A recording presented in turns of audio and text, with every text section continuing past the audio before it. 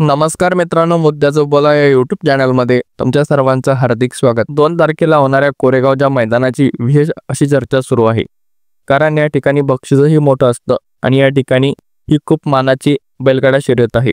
त्यामुळे येथे जिंकण्यासाठी प्रत्येक बैलगाडा मालक हा वर्षानुवर्ष वाट पाहत असतो किंवा वर्षभर तो त्यासाठी मेहनत घेत असतो।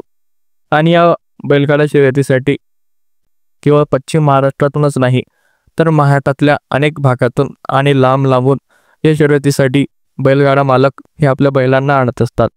आता त्यातच विदर्भातून थेट पश्चिम महाराष्ट्रामध्ये विदर्भाची आणबान शान ट्रिपल विदर्भ केसरी महाराज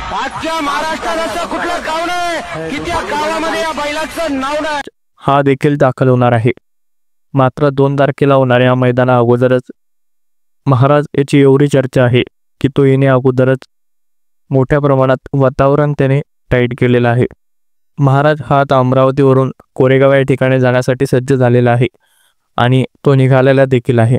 त्यामुळे आता तिची कोरेगाव मैदान या ठिकाणी जाण्या अगोदरच महाराज या नावाला बरेचसे जण घाबरल्याचं पाहायला मिळतं आणि त्यामुळे महाराजची क्रेज किती असेल यावरून तुम्ही विचार करू शकता।